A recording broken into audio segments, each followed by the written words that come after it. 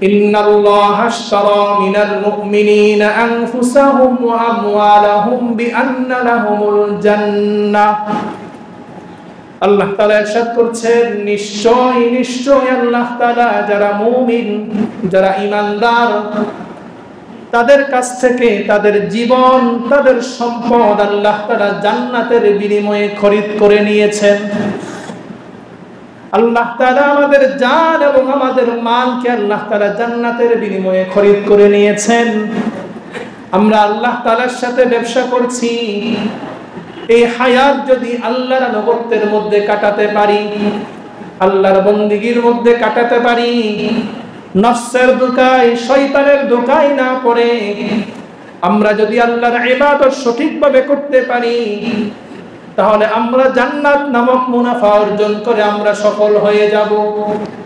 আর যদি নফসের ধোঁকায়, শয়তানের ধোঁকায় পড়ে আল্লাহর নাফরমানি করি, আল্লাহর হুকুম বাদ দিয়ে শয়তানের গোলামি করি, তাহলে আমি আপনি দুনিয়াতে যত টাকাওয়ালা হই না কেন, ক্ষমতাওয়ালা হই না কেন, দুনিয়াতে যদিও বা সাময়িকভাবে আমি সফল, কিন্তু আখিরাতের চিরস্থায়ী জিন্দেগিতে আমি আপনি ধ্বংস। এই জন্য মুহতারাম হাজরিন, আমাদের এই হায়াতটাকে মূল্যায়ন করতে হবে। এই জন্য রাসূল আকরাম সাল্লাল্লাহু আলাইহি ওয়াসাল্লাম ইরশাদ করেন, ইগতানিম খামসান ক্বাবলা খামসিন, শাবাবাকা ক্বাবলা হারামিক, وصحتك قبل سقمك، وغناك قبل فقرك، وشغولك قبل حياتك، وفراغك قبل شغلك، وحياتك قبل موتك। রাসূল আকরাম সাল্লাল্লাহু আলাইহি ওয়াসাল্লাম বলেন, হে দুনিয়ার মানুষ, দুনিয়াতে আল্লাহ তাআলা তোমাদেরকে 5টি বড় বড় নিয়ামত দান করেছে। সেই 5টি নিয়ামত শেষ হওয়ার আগে আগে সেই 5টি নিয়ামতের মূল্যায়ন তোমরা করো, কারণ সেই 5টি নিয়ামত যদি শেষ হয়ে যায় তার জন্য আফসোস করে তোমাদের শেষ হবে না। 5টি নিয়ামত সেগুলো কি কি রাসূল বলেন? রাসূল বলেন, শাবাবাকা ক্বাবলা হারামিক, হে দুনিয়ার মানুষ, তোমাদেরকে যৌবনকাল দেওয়া হয়েছে। এই যৌবনকাল কে দিয়েছেন? আল্লাহ। যৌবনকাল কে দিয়েছেন? একটু জোরে বলি, যৌবনকাল কে দিয়েছেন? যিনি যৌবনকাল দিয়েছেন, সেই যৌবনকাল যদি তার জন্য ব্যয় করতে পারি, সেই যৌবনকাল যদি ইসলামের জন্য ব্যয় করতে পারি, তাহলে আমি আপনি আমাদের যৌবনকালকে মূল্যায়ন করলাম। এই যৌবনকাল আমাদের সকলের জীবনে ছিল, আছে, কিন্তু একটা সময় আসবে যখন এই যৌবনকাল আর থাকবে না। কোটি টাকা দিলেও এই যৌবনকাল আর ফিরে পাওয়া যাবে না। ইন্নাল্লাহা ওয়া মালাইকাতাহু ইউসাল্লুনা আলান নবী يا أيها الذين آمنوا صلوا عليه وسلموا تسليما اللهم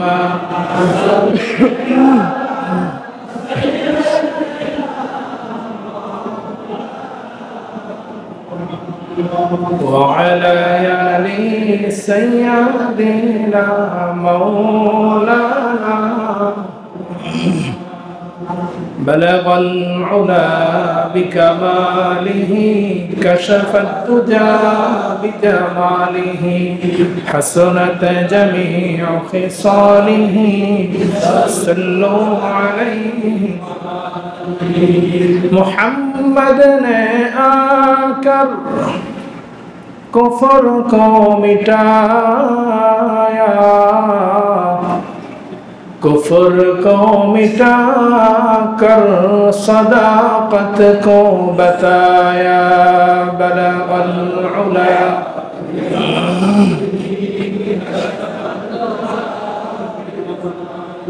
हसनत जमीउ खिसालिही सल्लु अलैहि ला इलाहा इल्लल्लाह ला इलाहा इल्लल्लाह ला इलाहा इल्लल्लाह ला इलाहा इल्लल्लाह লা ইলাহা ইল্লাল্লাহ লা ইলাহা ইল্লাল্লাহ হাসবি রাব্বি জাল্লাল্লাহ মা ফি কলবি গায়রুল্লাহ নূর মুহাম্মদ সাল্লাল্লাহ লা ইলাহা ইল্লাল্লাহ لا إله إلا الله لا إله إلا الله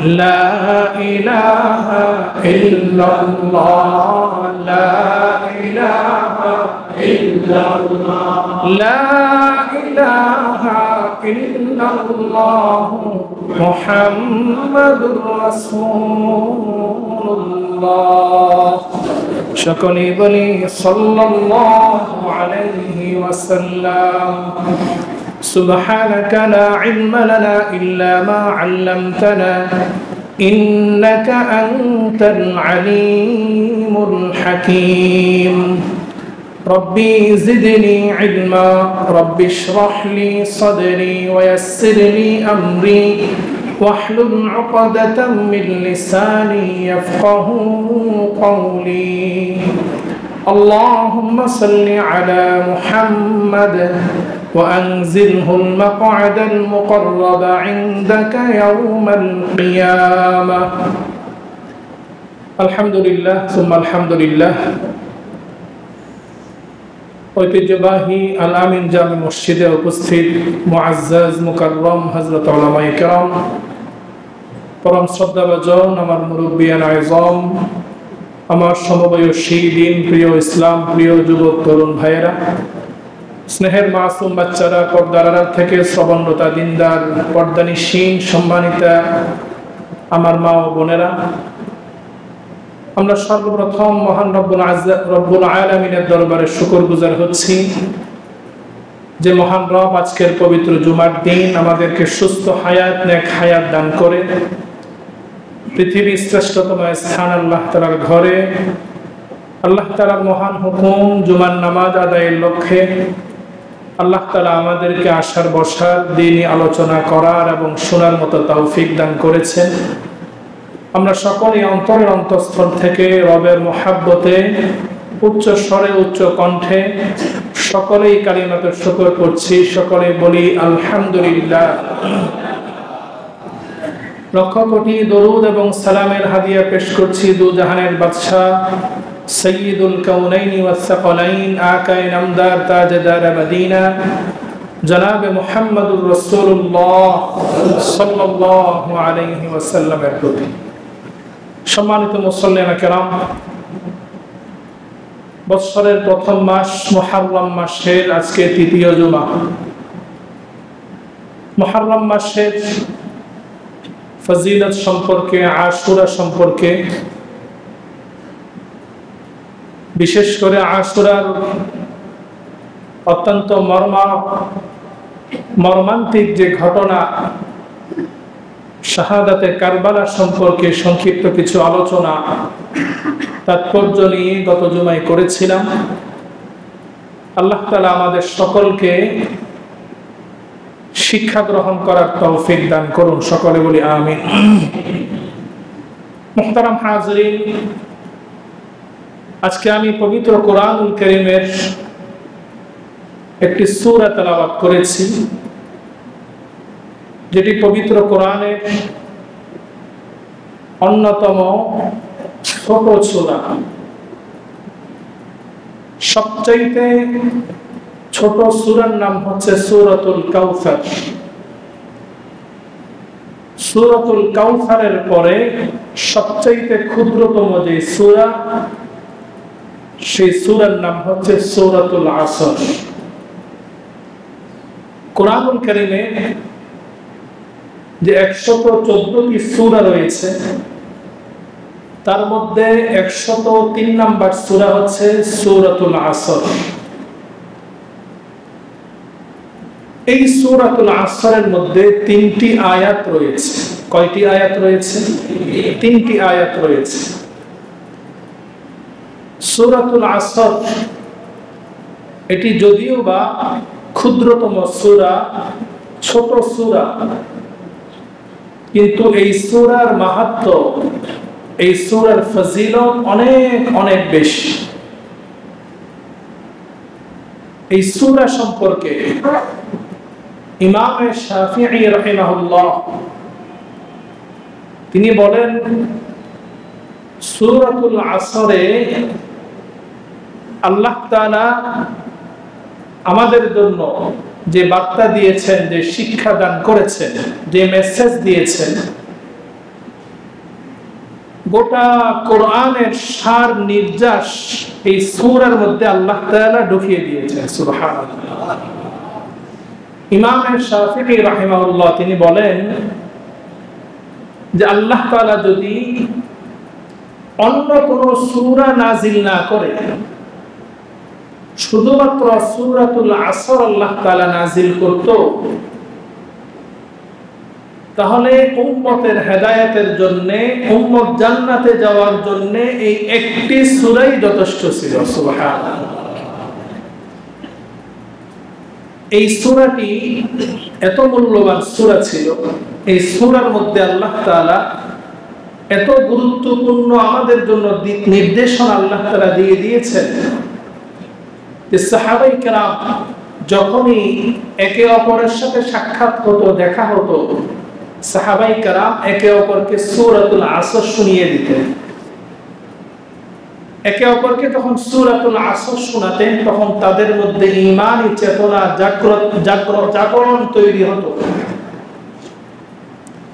এই সূরাতুল আসর, এটির প্রেক্ষাপট কি, শানে নজুল কি, আল্লাহ তাআলা কি কারণে, কি প্রেক্ষাপটে এই সূরা আল্লাহ তাআলা নাজিল করেছেন, তাফসীরের কিতাবের মধ্যে আছে যে আল্লাহ তাআলা আমাদের নবীকে 40 বছর বয়সে আল্লাহ তাআলা নবুয়ত দান করেছেন। জন্ম থেকে নিয়ে নবুয়ত প্রাপ্তির আগ পর্যন্ত যে হায়াত আমাদের নবী পেয়েছেন, এই হায়াতটা রাসূলের গোটা হায়াতের, গোটা জিন্দেগীর প্রায় 3 ভাগের 2 ভাগ। আমাদের নবী পৃথিবীতে হায়াত পেয়েছিলেন কত বছর? 63 বছর। তাহলে 40 বছর বয়সে নবুয়ত লাভ করেছেন, তাহলে 63 বছরের থেকে 40 বছর যদি নবুয়তের আগের সময় কেটে যায়, তাহলে হায়াতের প্রায় 3 ভাগের 2 ভাগ নবুয়ত প্রাপ্তির আগেই চলে গিয়েছে। রাসূল আকরাম সাল্লাল্লাহু আলাইহি ওয়াসাল্লাম জন্ম থেকে নিয়ে নবুয়ত প্রাপ্তি পর্যন্ত রাসূল কাউকে ঈমানের কথা, তাওহীদের কথা রাসূল কাউকে বলেননি, কাউকে দাওয়াত দেননি। ইসলামের দাওয়াত রাসূল নবুয়ত পাওয়ার পরে দিয়েছেন। এই 40 বছর আল্লাহ তাআলা আমাদের নবীকে এমন ভাবে গঠন করেছেন, এই 40 বছরে আমাদের নবীর মাধ্যমে এমন কিছু ঘটনা ঘটিয়েছেন যে ঘটনা প্রবাহ আমাদের নবী যে নবী ছিলেন, সেই নবী হওয়ার দলিল আল্লাহ তাআলা দান করেছেন। সুবহানাল্লাহ। রাসূল আকরাম সাল্লাল্লাহু আলাইহি ওয়াসাল্লামের নবুয়তের পূর্বে অনেক মুআজিজা প্রকাশ পেয়েছে, যেই মুআজিজাগুলো প্রমাণ করে আমাদের নবী হচ্ছেন সর্বশ্রেষ্ঠ নবী, সর্বশেষ নবী। যেমন আমাদের নবী যখন জন্মগ্রহণ করেছেন, জন্মগ্রহণের সাথে সাথে আমরা বাচ্চারা, আমাদের বাচ্চারা কান্নাকাটি শুরু করে দেয়, ওয়াও শুরু করে দেয়। কিন্তু আমাদের নবী ছিলেন ব্যতিক্রম। আমাদের নবী জন্মগ্রহণের পরেই তিনি আল্লাহ তাআলার কাছে সিজদায় লুটিয়ে পড়েছেন, দোয়া করেছেন। সুবহানাল্লাহ।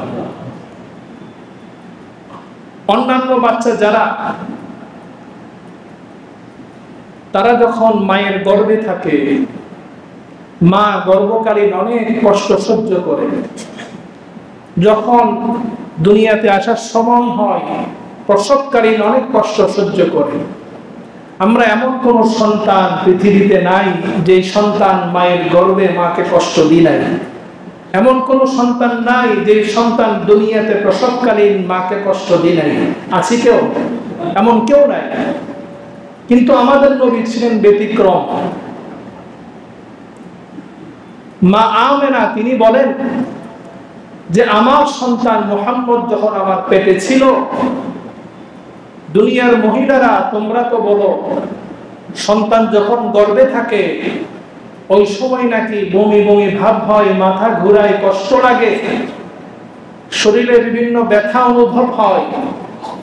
কিন্তু আমি যে আমার সন্তান, আমার কলিজার টুকরা মুহাম্মদকে পেটে ধরেছিলাম, আমার তো কোনো ব্যথা, কোনো বমি অনুভব, কোনো কষ্টই অনুভব হয়নি। সুবহানাল্লাহ। আমি যে মুহাম্মদকে প্রসব করেছি, আমি টেরও পাই নাই আমার সন্তান কখন প্রসব হয়েছে। এগুলো ছিল আমাদের নবীর মুআজিজা, যেগুলা হলো আমাদের নবী যে নবী, নবুয়তের দলিল। এভাবে বলতে গেলে অনেক কথা বলা যাবে।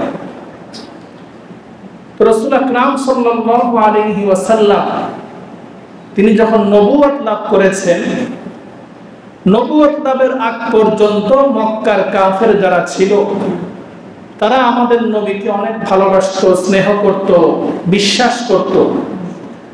আমাদের নবীকে তারা আল আমিন উপাধি দিয়েছিল। এমনকি তারা তাদের স্বর্ণ মুদ্রা, তাদের যেই সকল দামি দামি জিনিস আছে, সম্পদ আছে, সেগুলো আমাদের নবীর কাছে তারা গচ্ছিত রাখত। আমাদের নবী বিশ্বস্ত ছিলেন, আমানতদার ছিলেন, সত্যবাদী ছিলেন।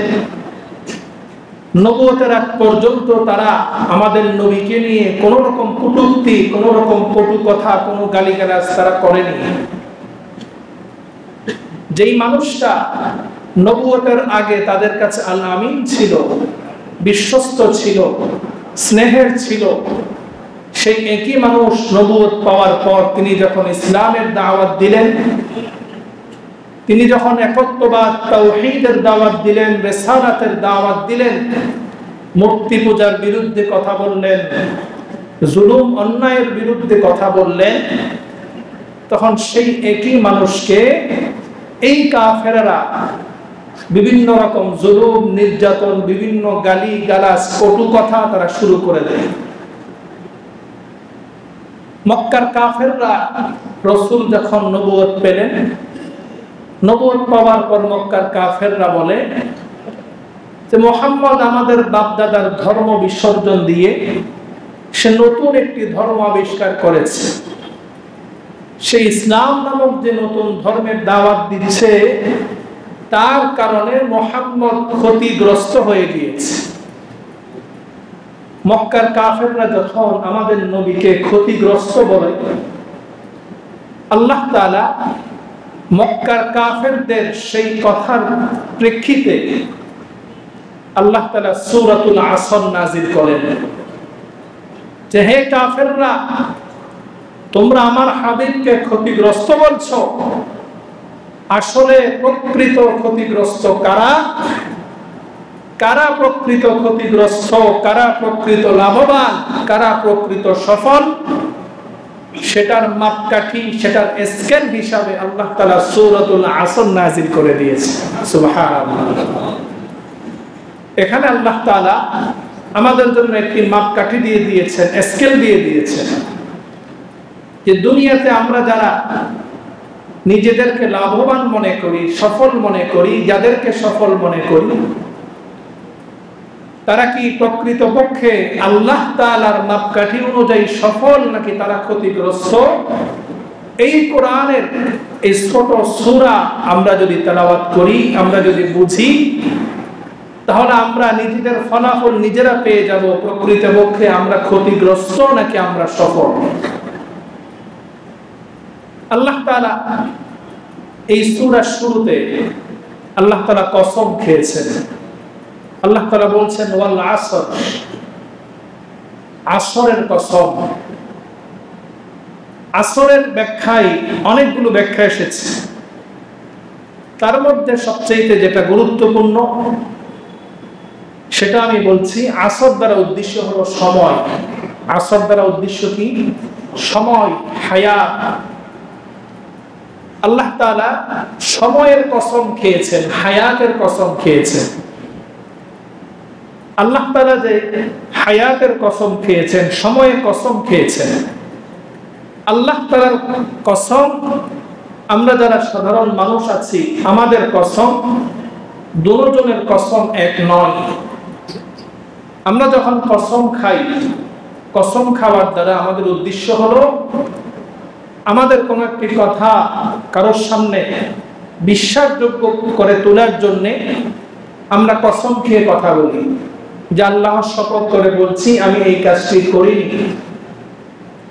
কসম দ্বারা আমাদের উদ্দেশ্য হচ্ছে আমাদের কথাটা মানুষের সামনে বিশ্বাসযোগ্য করে তোলা। কিন্তু আল্লাহ তাআলার কসম, আল্লাহ তাআলার কসম দ্বারা উদ্দেশ্য এই নয় যে আল্লাহ তাআলা যে কথা বলছেন সেই কথার মধ্যে সন্দেহ আছে, সেই সন্দেহ দূর করার জন্য আল্লাহ তাআলা আমাদের সামনে কসম খাচ্ছেন, এমন নয়। কারণ আল্লাহ তাআলা প্রত্যেকটি কথাই হচ্ছে সবচাইতে শ্রেষ্ঠতম সত্য কথা। আল্লাহ তাআলার চাইতে সত্যবাদী, আল্লাহ তাআলার চাইতে শ্রেষ্ঠ কথা আর কোনো কথা নাই। আল্লাহ তাআলা বলছেন ওয়ামান আসদাকু মিনাল্লাহি কিলা। আল্লাহ তাআলার পক্ষ থেকে যা যা বলা আছে সব কথা হলো দুনিয়াতে যত সত্য হতে পারে সকল সত্যের উপর শ্রেষ্ঠতম সত্য হলো আল্লাহর বাণী।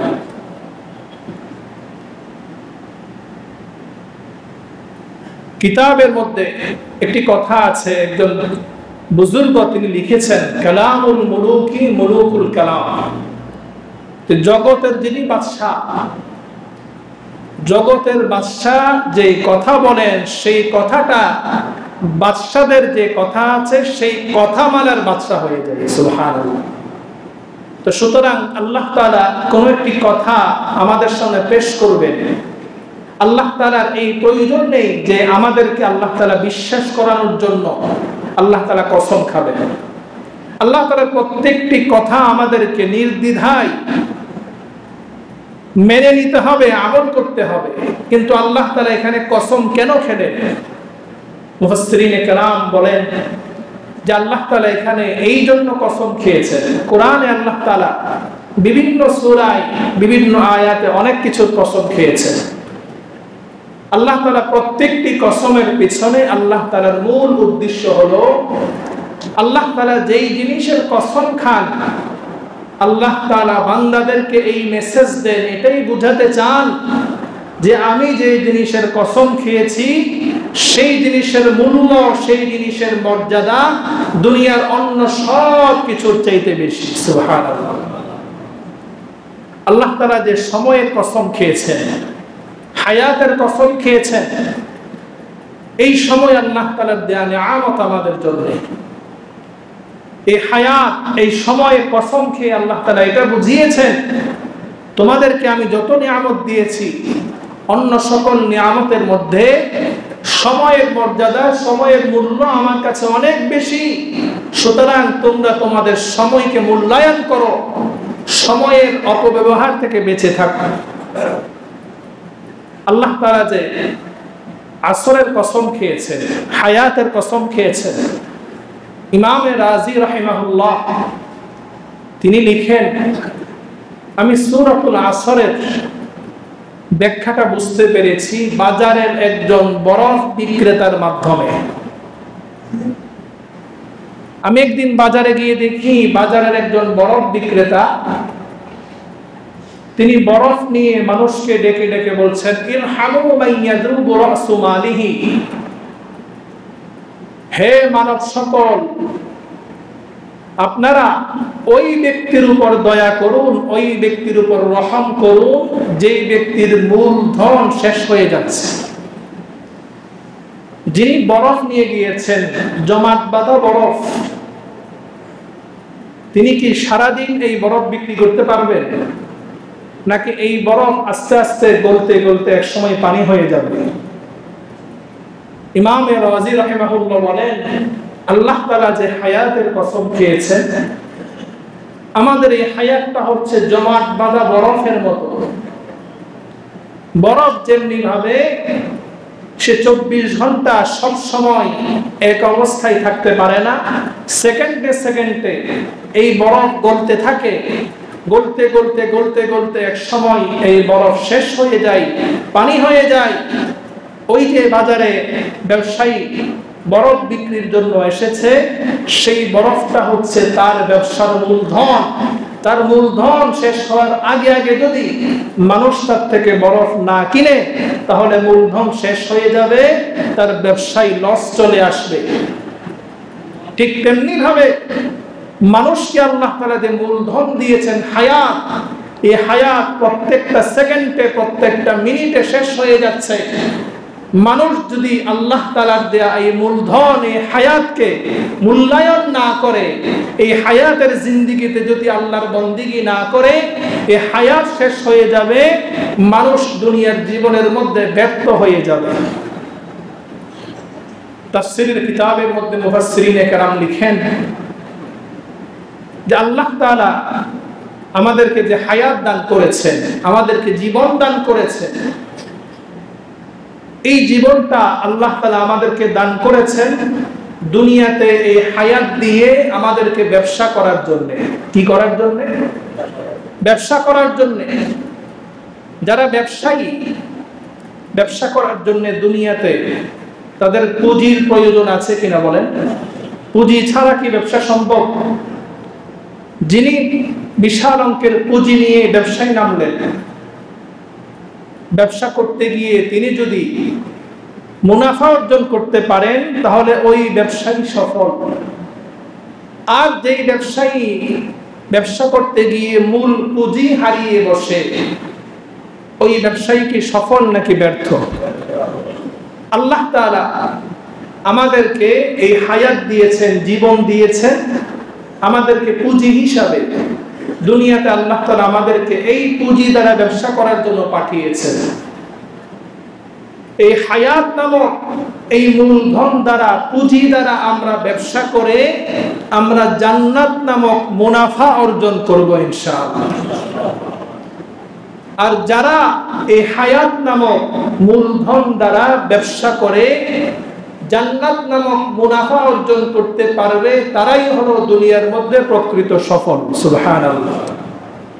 আর যারা মূলধন আল্লাহ তাআলা দান করেছেন হায়াত, এই হায়াত আল্লাহ তাআলার নাফরমানির মধ্যে কাটিয়েছে, মূলধনকে কাজে লাগাতে পারে নাই, অবহেলায় মূলধন শেষ হয়ে গিয়েছে, তারা হলো দুনিয়ার মধ্যে সবচাইতে ব্যর্থ, তারাই হচ্ছে সবচাইতে ক্ষতিগ্রস্ত। মুহতারাম হাজরিন, আমাদের হায়াত প্রত্যেকটা সেকেন্ডে সেকেন্ডে শেষ হয়ে যাচ্ছে।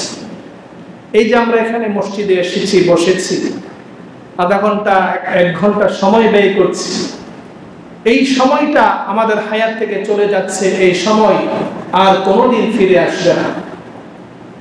হায়াতটা এত মূল্যবান, এত মূল্যবান, পৃথিবীতে যারা সম্পদশালী তারা চাইলে তারা তাদের সম্পদ দিয়ে, যাদের চোখ নাই তারা চোখ কিনতে পারে,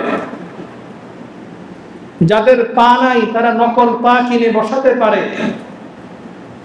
টাকা দিয়ে দুনিয়ার সব কিছু কিনা সম্ভব, ক্ষমতা দ্বারা অনেক কিছু করা সম্ভব, কিন্তু পৃথিবীর কোনো টাকাওয়ালা, কোনো ক্ষমতাওয়ালা তারা জীবনে কোনোদিন হায়াত কিনতে পারে নাই, পারবেও না। হায়াত কিনার মতো, জীবন কিনার মতো ক্ষমতা এই পৃথিবীতে কারোর আছে? কারোর ছিল না, থাকবেও না, বর্তমানেও নাই। আপনি যদি বলেন আমি আমার সব সম্পদ আপনাকে দিয়ে দিব, আমার মৃত্যুর সময় আপনার হায়াতটা আমাকে দিয়ে দিন, এটা কখনো সম্ভব? করোনার সময় এই দেশের একজন ব্যবসায়ী, তিনি তার মৃত্যুর সময় ডাক্তারকে বলেছিল যে আমার যে মৃত্যু যন্ত্রণা হচ্ছে, আমি আপনাকে আমার সব সম্পদ দিয়ে দিব, তারপরও আপনি আমাকে বাঁচান। পৃথিবীর সকল ডাক্তার একত্রিত হলেও এই মৃত্যু থেকে কেউকে বাঁচাতে পারবে? এই হায়াতের মূল্য কেউ দিতে পারবে না। এই হায়াত কোনো ক্ষমতা দ্বারা, টাকা দ্বারা কেউ খরিদ করতে পারবে না।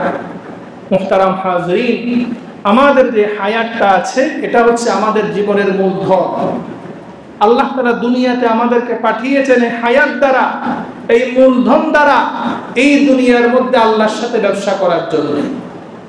আল্লাহ তাআলা কোরআনে ইরশাদ করছেন, ইন্নাল্লাহা আশতারা মিনাল মুমিনিনা আনফুসাহুম ওয়া আমওয়ালাহুম বিআন্না লাহুমুল জান্নাহ। আল্লাহ তাআলা ইরশাদ করছেন, নিশ্চয় আল্লাহ তাআলা যারা মুমিন, যারা ঈমানদার, তাদের কাছ থেকে তাদের জীবন, তাদের সম্পদ আল্লাহ তাআলা জান্নাতের বিনিময়ে খরিদ করে নিয়েছেন। আল্লাহ তাআলা আমাদের জান এবং আমাদের মালকে আল্লাহ তাআলা জান্নাতের বিনিময়ে খরিদ করে নিয়েছেন। আমরা আল্লাহ তাআলার সাথে ব্যবসা করছি। এই হায়াত যদি আল্লাহর আনুগত্যের মধ্যে কাটাতে পারি, আল্লাহর বন্দেগীর মধ্যে কাটাতে পারি, নফসের ধোঁকায়, শয়তানের ধোঁকায় না পড়ে আমরা যদি আল্লাহর ইবাদত সঠিকভাবে করতে পারি, তাহলে আমরা জান্নাত নামক মুনাফা অর্জন করে আমরা সফল হয়ে যাব।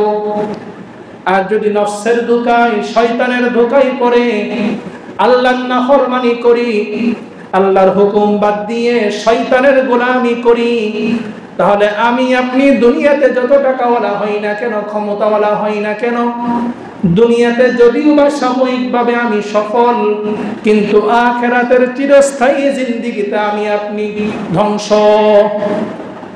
এই জন্য মুহতারাম হাজরিন, আমাদের এই হায়াতটাকে মূল্যায়ন করতে হবে। এই জন্য রাসূল আকরাম সাল্লাল্লাহু আলাইহি ওয়াসাল্লাম ইরশাদ করেন, ইগতানিম খামসান ক্বাবলা খামসিন, শাবাবাকা ক্বাবলা হারামিক, وصحتك قبل سقمك، وغناك قبل فقرك، وشغولك قبل حياتك، وفراغك قبل شغلك، وحياتك قبل موتك। রাসূল আকরাম সাল্লাল্লাহু আলাইহি ওয়াসাল্লাম বলেন, হে দুনিয়ার মানুষ, দুনিয়াতে আল্লাহ তাআলা তোমাদেরকে 5টি বড় বড় নিয়ামত দান করেছে। সেই 5টি নিয়ামত শেষ হওয়ার আগে আগে সেই 5টি নিয়ামতের মূল্যায়ন তোমরা করো, কারণ সেই 5টি নিয়ামত যদি শেষ হয়ে যায় তার জন্য আফসোস করে তোমাদের শেষ হবে না। 5টি নিয়ামত সেগুলো কি কি রাসূল বলেন শাবাবাকা ক্বাবলা হারামিক, হে দুনিয়ার মানুষ, তোমাদেরকে যৌবনকাল দেওয়া হয়েছে। এই যৌবনকাল কে দিয়েছেন? আল্লাহ। যৌবনকাল কে দিয়েছেন? একটু জোরে বলি, যৌবনকাল কে দিয়েছেন? যিনি যৌবনকাল দিয়েছেন, সেই যৌবনকাল যদি তার জন্য ব্যয় করতে পারি, সেই যৌবনকাল যদি ইসলামের জন্য ব্যয় করতে পারি, তাহলে আমি আপনি আমাদের যৌবনকালকে মূল্যায়ন করলাম। এই যৌবনকাল আমাদের সকলের জীবনে ছিল, আছে, কিন্তু একটা সময় আসবে যখন এই যৌবনকাল আর থাকবে না। কোটি টাকা দিলেও এই যৌবনকাল আর ফিরে পাওয়া যাবে না। আল্লাহ রাসূল বলেছেন, দুনিয়ার মধ্যে তোমাদের হায়াতের যৌবনকালের মূল্য বেশি। এই জন্য এই যৌবনকালটাকে আল্লাহর ইবাদতের মধ্যে কাটাও, আল্লাহর নাফরমানি থেকে বেঁচে থাকো। যৌবনকাল যারা আল্লাহর গোলামির মধ্যে কাটাবে, আল্লাহর ইবাদতের মধ্যে কাটাবে, বৃদ্ধ হয়ে গেলে, বয়স হয়ে গেলে, অসুস্থ হয়ে গেলে, অসুস্থতার কারণে মসজিদে আসতে পারে নাই, অসুস্থতার কারণে ইবাদত বন্দেগীতে কমতি চলে এসেছে, কিন্তু যৌবনের ইবাদতের কারণে বৃদ্ধ বয়সে আল্লাহ তাআলা তাকেও মসজিদে আসার জামাতের সওয়াব দান করবে। সুবহানাল্লাহ। এই জন্য যৌবনের মূল্য অনেক বেশি। আমাদের যুবক ভাইরা, আমরা আমাদের যৌবনটাকে কোন পথে ব্যয় করছি? আজকে আমাদের যুব সমাজ ধ্বংসের দিকে, তারা পথ হারা, কোন দিকে যাবে, কোথায় যাবে, কার কাছে যাবে? চাকরি নাই, ব্যবসা নাই, কোনো কিছু নাই। এই যুবকরা যারা পথভ্রষ্ট হয়ে যাচ্ছে তাদের জন্য ম্যাক্সিমাম দায়ী আমরা অভিভাবকরা দায়ী, আমরা গার্ডিয়ানরা দায়ী। এই যুব সমাজকে আমরা কাছে ডাকি না, তাদেরকে বুঝাই না। অনেক অভিভাবক এমন আছি যারা যুব সমাজকে দিয়ে খারাপ কাজ আমরা করাচ্ছি। এই যুব সমাজকে আমরা পথভ্রষ্ট করছি, যেখানে আমাদের দায়িত্ব ছিল যুব সমাজকে পথ দেখানো। আজকে সমাজের মধ্যে শোনা যায়, কিশোর গ্যাংয়ের নাম শোনা যায়, যে এই যুবক ভাইরা যারা আজকে মাদকাসক্ত হয়ে যাচ্ছে, যারা আজকে দ্বীন বুঝে না, ইসলাম বুঝে না, রবকে চিনে না, যে রব তাকে যৌবন দান করেছেন সেই রবকে সে চিনে না। রবের পায়ে, কুদরতি পায়ে যেই যুবক সেজদা দিতে পারে না, সেজদা দেওয়ার জন্য আসে না, তার জন্য আমরা দায়ী। আজকে যুব সমাজ যদি ঠিক হয়ে যায়, তারা যদি সংশোধন হয়ে যায়, আজকে মোবাইলের নেশায় মুক্ত, আজকে বিভিন্ন অনৈতিক প্রেম ভালোবাসায় যুব সমাজ মত্ত, সেই যুব সমাজকে বোঝানোর দায়িত্ব আমাদের। তাদেরকে কাছে রাখতে হবে, তাদেরকে বুঝাতে হবে, মাথায় হাত বুলিয়ে দিতে হবে। এই যুব সমাজ তারা যদি সঠিক হয়ে যায়, তারা যদি আল্লাহ তাআলার জন্য নিবেদিত প্রাণ হয়ে যায়, এই বর্তমান বিশ্বের মধ্যে যেমনি ভাবে কাফের বেঈমানরা মুসলমানদেরকে নির্যাতন করে যাচ্ছে, প্রতিটা দিন খবরের পাতায় দেখবেন ইসরায়েলি এই বড় বড় জালেমরা কিভাবে ফিলিস্তিনের গাজার মানুষকে হত্যা করছে। একটু চোখ বুজে চিন্তা করুন, আপনার বাড়িতে যদি আপনাকে থাকতে না দেয়, আপনার বাড়িতে যদি বোমা ফেলে আপনাকে হত্যা করা হয়, আপনার চোখের সামনে আপনার সন্তানকে, স্ত্রীকে হত্যা করা হয়, আপনার কেমন লাগে?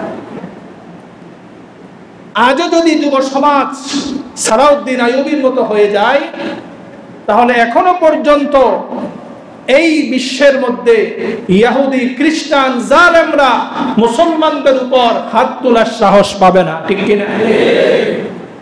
মুহতারাম হাজরিন, আমার যুবক ভাইরা, পায়ে ধরে বলি, এই হায়াত চলে যাবে, আপনার যৌবন থাকবে না, এই যৌবন শেষ হয়ে যাবে, কিন্তু আফসোস করবেন। যেই যৌবন আল্লাহ তাআলা দান করেছেন, যৌবন দাতা, সেই রবের গোলামি করুন, সেই রবকে চিনুন, সেই রব কি বলে সেটা শুনুন, সেটা মানার চেষ্টা করুন। মুহতারাম হাজরিন, আল্লাহ রাসূল বলেছেন যৌবন শেষ হওয়ার পূর্বে যৌবনকে মূল্যায়ন করো। তারপর রাসূল বলেন ওয়াসিহ্হাতাকা ক্বাবলা সাকামিক, অসুস্থ হওয়ার আগে আগে সুস্থতাকে মূল্যায়ন করো। সুস্থ থাকা অবস্থায় নামাজে আসি নাই, সুস্থ থাকা অবস্থায় ইবাদত বন্দেগী করি নাই।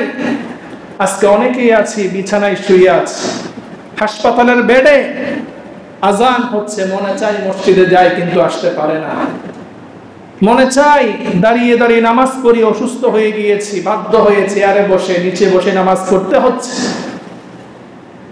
সুস্থ থাকা অবস্থায় যাদেরকে আল্লাহ তাআলা সুস্থতার নিয়ামত দিয়েছে, এই সুস্থতার মূল্যায়ন করতে হবে। অসুস্থ হলে তখন যতই আফসোস করি না কেন, সেই আফসোসে কোনো কাজে আসবে না। তারপর রাসূল বলেন সম্পদ থাকা অবস্থায় সম্পদের মূল্যায়ন করো। সম্পদ এখন আছে, কাল নাও থাকতে পারে। ফকির হওয়ার আগে সম্পদের মূল্যায়ন করো। আল্লাহ তাআলা সম্পদ দিয়েছেন, সেই সম্পদকে ভালো কাজে ব্যয় করি, সেই সম্পদকে অসৎ কাজে ব্যয় না করি। যেই সম্পদ আল্লাহ তাআলা দিয়েছেন আল্লাহর সন্তুষ্টির জন্য দান করব। তারপর রাসূল বলেন ওয়াফারাগাকা ক্বাবলা শুগুলিক, তুমি যখন অবসর আছো, তুমি ব্যস্ত হওয়ার আগে আগে অবসর সময়কে মূল্যায়ন করো। অনেক সময় দেখা যায় যখন অবসর সময় পাই, যেমন গত কিছুদিন আমরা সবাই অবসর ছিলাম, ওই সময়ে দেখা যায় অবসর সময় পেলে আমরা বসে বসে নাটক দেখি, সিনেমা দেখি, বিভিন্ন গুনার কাজের মধ্যে লিপ্ত হয়ে যায়। অবসর সময়টাকে যদি আমরা মূল্যায়ন করি, কাজে লাগাই, সময় তো পাই না, অবসর সময় পেয়েছি, বসে বসে কোরআন তেলাওয়াত করি, অবসর সময়ে বসে রাসূলের সিরাত, রাসূলের জীবনী পড়ি, অবসর সময়ে বসে কিছু দ্বীনি মুযাকারা শুনি, কিছু নসিহা শুনি, এই অবসর সময়টাকে মূল্যায়ন করার জন্য বলা হয়েছে। তারপর সর্বশেষ রাসূল বলেছেন হায়াতাকা ক্বাবলা মাউতিক, মৃত্যুর পূর্বেই তুমি তোমার হায়াতকে মূল্যায়ন করো, জীবনকে মূল্যায়ন করো। কারণ মৃত্যু কার কখন আসবে আমরা কেউ জানি না। মৃত্যুকে আল্লাহ তাআলা গোপন রেখেছেন, কেউ বলতে পারবো না কার কখন মৃত্যু চলে আসে। আমি যুবক, আমি গ্যারান্টি দিতে পারবো না আমি 70 বছর 80 বছর বাঁচবো। আমি আপনি আজকে এখন আছি, এক মুহূর্ত পরে আমার কি হবে সামনে আমরা কেউ জানি না। মৃত্যুর পর আমাদের আসল জীবন শুরু হবে। মৃত্যু হচ্ছে আমাদের আখিরাতের জীবনের একটি দরজা। এই দরজা দিয়ে আমরা চিরস্থায়ী জীবনে প্রবেশ করব।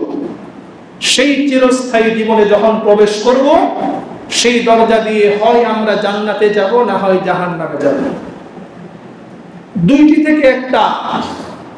মৃত্যুর মাধ্যমে যে আখিরাতের দরজা দিয়ে আখিরাতে প্রবেশ করলাম, হয় আমি জান্নাতি না হয় জাহান্নামী।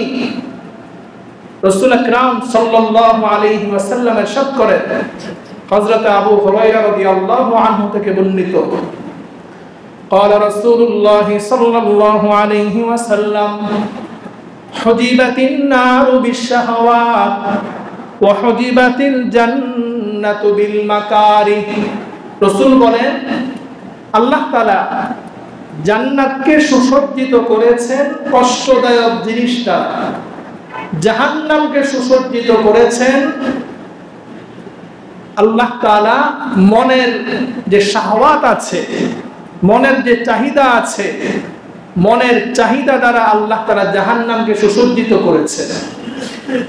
এই হাদিসের ব্যাখ্যায় মুহাদ্দিসিনে কেরাম লিখেন যে যারা আমরা মন চাই জিন্দেগি যাপন করি, মন চাই ঘুমিয়ে থাকি, ফজরের নামাজ পড়ব না, মন চাই বসে বসে নাটক দেখি, সিনেমা দেখি, মন চাই হারাম ইনকাম করি, সুদি লেনদেন করি, ঘুষ খাই, বড়লোক হয়ে যাব, মন চাই অবৈধ নারীর সাথে প্রেম করি, ভালোবাসা করি, অন্য নারীর দিকে তাকিয়ে থাকি, মন যা চাই তা করছি।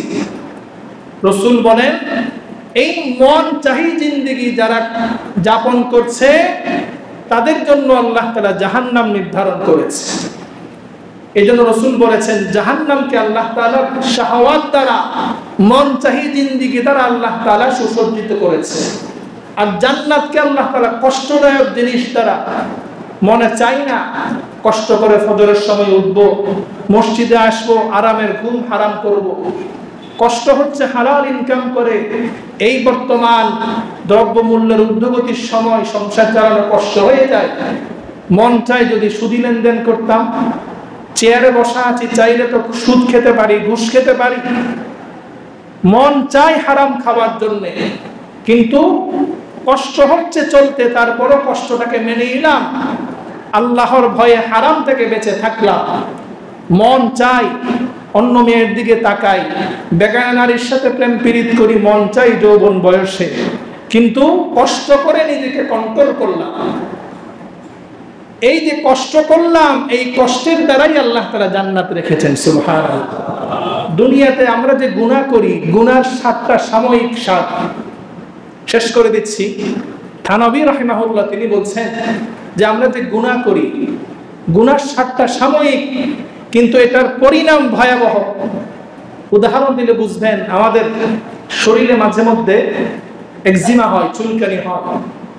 যখন চুলকানি হয়, চুলকানি যখন শুরু হয় তখন চুলকাইতে খুব আরাম লাগে, লাগে কি না? চুলকাইতে চুলকাইতে এমন অবস্থা হয় কখন জানি চামড়া উঠে যায়, রক্ত চলে আসে, খবরও থাকে না। কিন্তু চুলকানোর সময় এত আরাম লাগে, চুলকানি বন্ধ করি না। কিন্তু যখন চুলকাইতে চুলকাইতে যখন কিনা একটা পর্যায়ে চামড়া উঠে যায়, রক্ত আসে, তখন গিয়ে কষ্ট পাওয়া লাগে, ঠিক কিনা? সাময়িক যদিও বা আরাম মনে হচ্ছে, চোখের জেনা করছি, হারাম খাচ্ছি, গুনাহ করছি, সাময়িক আরাম লাগছে, ঘুমিয়ে থাকছি, মসজিদে আসছি না, সাময়িক আরাম। ওই চুলকানির মতো এই সাময়িক আরাম দুনিয়াতে আমরা অনুভব করছি, কিন্তু আমাদের জন্য এটার পরে আছে ভয়াবহ জাহান্নাম। এই জন্য মুহতারাম হাজিরিন, আল্লাহ তাআলা আমাদের সকলকে যে কথাগুলো বললাম আমি সহ আমাদের এই মূল্যবান হায়াতকে আল্লাহ তাআলা আমাদেরকে মূল্যায়ন করার তৌফিক দান করুক।